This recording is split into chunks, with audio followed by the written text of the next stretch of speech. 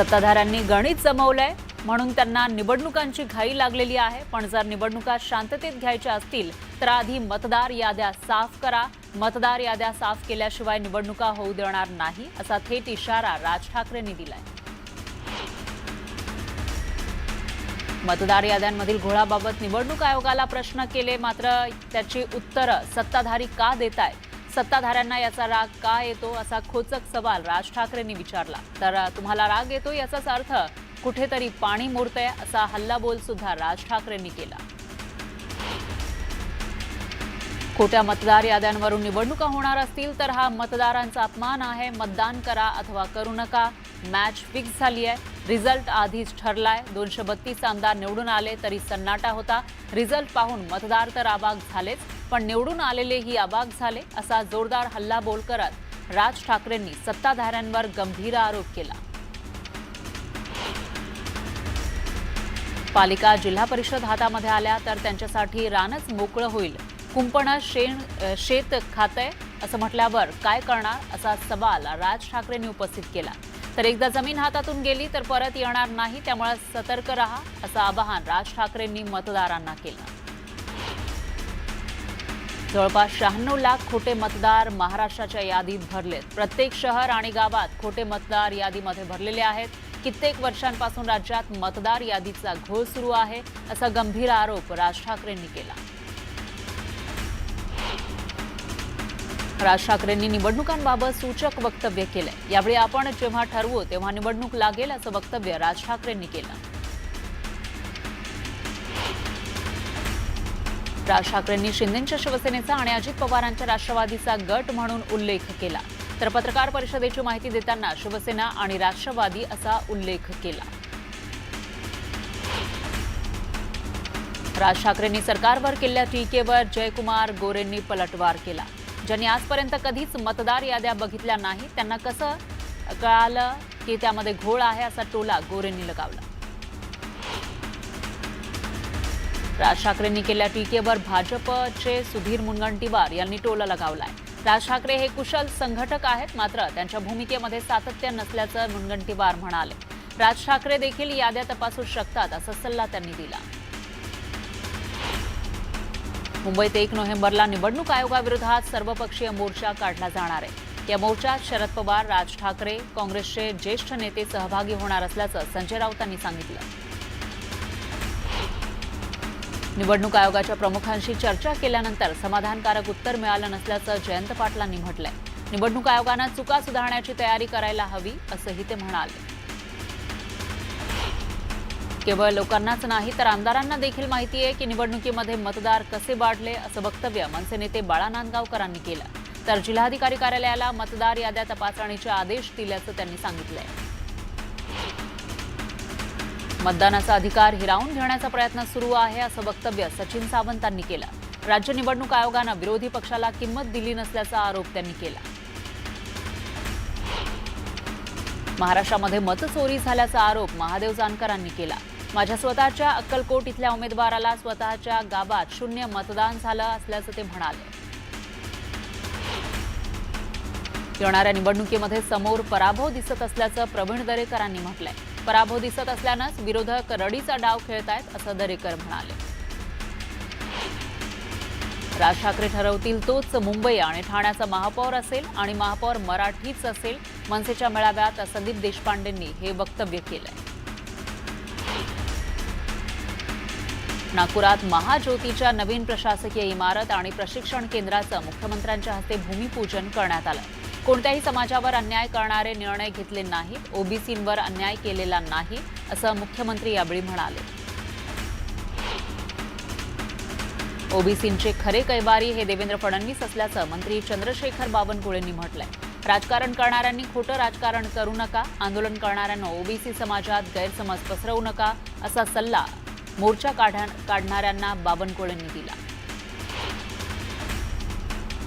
सध्या मनोमिलन नाटकाचं जोरदार प्रमोशन सुरू आहे असा टोला एकनाथ शिंदेंनी उद्धव ठाकरे आणि राज ठाकरेंना लगावला। अंबरनाथमधील कार्यक्रमात नाव न घेता शिंदेंनी टीका केली। मुंबईचे माजी नगरसेवक सगुण नाईक यांनी शिवसेनेमध्ये प्रवेश केला। उपमुख्यमंत्री शिंदेंच्या उपस्थितीमध्ये सगुण नाईक यांच्यासोबतच शिवसेना ठाकरे गटातील मुंबईतील कार्यकर्त्यांनीही हाती शिवबंधन बांधलं. भंडाऱ्यामध्ये भाजपला पुन्हा एकदा दणका बसलेला आहे. तुमसर इथले भाजपचे जिल्हा उपाध्यक्षा कल्याणी भुरे यांनी आज शिवसेनेमध्ये प्रवेश केला. आमदार नरेंद्र बोंडेकर यांना विकास कामात मदत करणार असल्याचं त्यांनी म्हटलंय. शेतकऱ्यांच्या कर्जमाफीवरून रविकांत तुपकरांनी सरकारवर टीका केली. शेतकऱ्यांची दिवाळी अंधारात चालली असल्याचं ते म्हणाले. दिवाळीपूर्वी शेतकऱ्यांना मदत मिळाली नसल्याचं म्हणत बोलाचाच भात आणि बोलाची कढी आहे अशी टीका त्यांनी केली.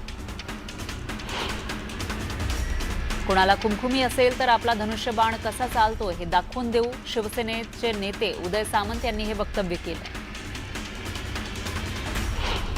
पूरग्रस्त शेतकऱ्यांना दिवाळीपूर्वी मदत करण्याची घोषणा फसवी असल्याचं वक्तव्य आमदार कैलास पाटलांनी केलं. सरकारनं तातडीनं शेतकऱ्यांना मदत करण्याची मागणीही त्यांनी केली. शेती व्यवसायातही एआय तंत्रज्ञानाचा वापर करण्याचं आवाहन शरद पवारांनी केलं. अहिल्यानगर इथल्या अंबिका विद्यालयातील नूतन इमारतीच्या उद्घाटन सोहळ्यात त्यांनी हे वक्तव्य केलं. दिवा शहरात भाजपनं लावलेल्या बॅनरची चर्चा होतीये. भाजपनं आता वेळ आली आहे या कार्यसम्राटांना फाटकी शाल आण नसलेले श्रीफळ देऊन घरी बसवण्याची अशा आशयाचे बॅनर लावलेत आणि अप्रत्यक्षपणे शिवसेनेला डिवचले. बदलापूर पालिका निवडणुकीच्या पार्श्वभूमीवर खोट्या कागदपत्रांच्या आधारे अनेक बोगस मतदारांची नोंदणी करण्यात आली आहे. पालिका हद्दीत नसलेले ग्रामीण भागातील मतदार पालिका निवडणुकीमध्ये बोगस मतदानासाठी आले तर त्यांचे हातपाय आम्ही तोडू अशी धमकी शिवसेना शहर प्रमुखांनी दिली आहे. खोटी माहिती देत जाणीवपूर्वक खोटा गुन्हा दाखल केल्याचा दावा पूजा खेडकरचे वडील दिलीप खेडकरांनी केला. अपघातानंतर ट्रक चालकाला सोडून दिलं तरी काही तासामध्ये त्यांच्या विरोधामध्ये अपहरण, खंडणीचे खोटे गुन्हे दाखल केल्याचं खेडकर म्हणाले. पुण्यातील शनिवार वाड्यातील व्हिडिओ भाजप खासदार मेधा कुलकर्णींनी ट्विट केला. शनिवार वाड्यामध्ये नमाज पठण केल्याचा दावा कुलकर्णींनी केला. मेधा कुलकर्णी आणि पतित पावन संघटनेनं शनिवार वाड्याजवळ आंदोलन केलं. नमाज पठण करणाऱ्यांवर कारवाई करावी अशी मागणी यावेळी कुलकर्णींनी केली. मेधा कुलकर्णी आणि पतित पावन संघटनेनं शनिवार वाड्याजवळ गोमूत्र शिंपडलं आणि शिववंदना म्हटली तर मजार हटवण्याची मागणी करत भगवा झेंडा फडकवत आंदोलन स्थगित केलं.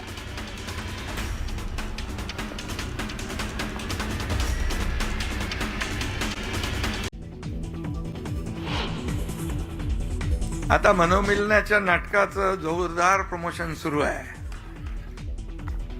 उपमुख्यमंत्री एकनाथ शिंदेंचा उद्धव आणि राज ठाकरेंना टोला.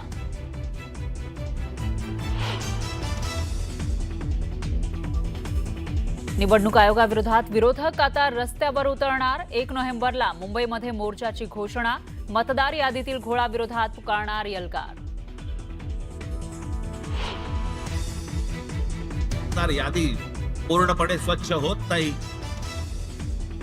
सर्व राजकीय पक्षांचं समाधान जोपर्यंत होत नाही तोपर्यंत या महाराष्ट्रामध्ये निवडणुका घेऊनच दाखवा.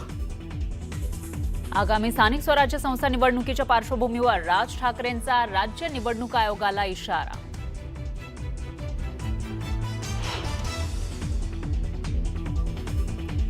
काही जण लवंगी लावून गेले. आम्ही आयटम बॉम्ब लावणार, एकनाथ शिंदेंचा इशारा. तर शिंदे म्हणजे भिजलेला फटाका, संजय राऊतांचा पलटवार.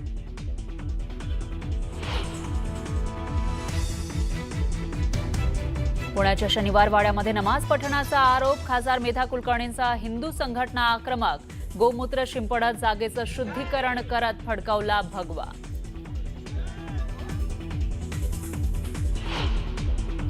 कोणाला खुमखुमी असेलच तर आपला धनुष्यबाण कसा चालतो हे देखील दाखवण्याची जबाबदारी. आगामी निवडणुकांच्या पार्श्वभूमीवर थोपटले दंड. उदय सामंतांचा बोलण्याचा रोख तटकरेंकडे असल्याची चर्चा.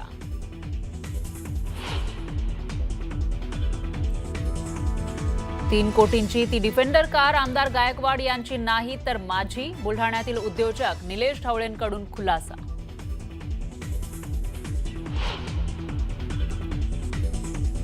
आणि अयोध्येत विश्वविक्रमाची तयारी पूर्ण. शरयू घाटावर उजळणार 29 लाख दिवे.